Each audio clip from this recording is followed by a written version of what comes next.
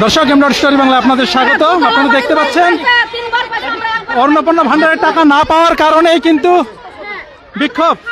আচ্ছা জানবো, আচ্ছা হ্যাঁ একবারে গরিব আমার কালা স্বামী একটাও টাকা পায়নি। দেখে আমার ছেলে পেলে কেউ পায়নি। দেখে কি জানি নিয়ে দেখে না আমি একবারও পাইনি। আমার দুইটি মেয়ে ছেলে, আমার স্বামী মরে গেছে, আমার কোনো চলার কোনো অস্তিত্ব নাই। আমার কি কারণে টাকা ঢুকছে না? আমার তো টাকা ঢোকার দরকার। আমার স্বামী নাই, আমার দুইটি মেয়ে না, আমার দুইটি ছোট ছোট ছেলে কিছু বুঝছে না। আজকে গানু ওই টাকা ঢুকছে না কি কারণে? তাই কি কারণে আমার টাকা ঢুকছে না কেন? দুইটি মেয়ে না না ও মারবো না। আমরা গরিব মানুষ। আমাদের একটা ভাগ 3 মাসে 3 মাস টাকা পাইনি।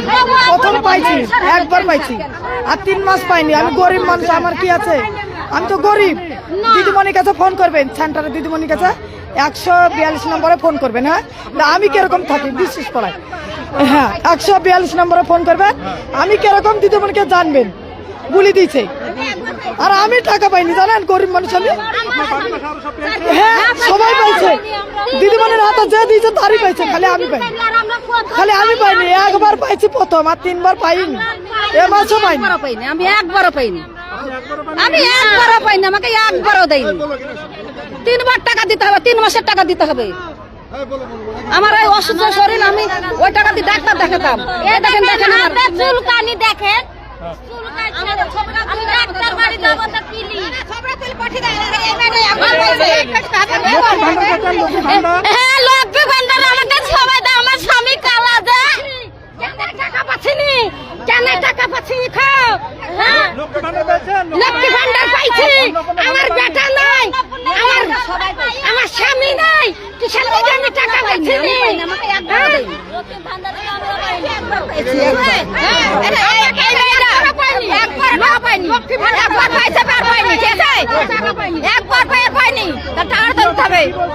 ভিডিওতে দেখাই পাচ্ছে না, কি বলবো তাহলে?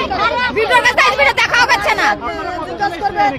বহুজন এসেছে, বাড়ির পাশে সবাই পাইছে, অথচ আমরা পাইনি। একবার পাইছি, একবার পাইছি, আর পাইনি।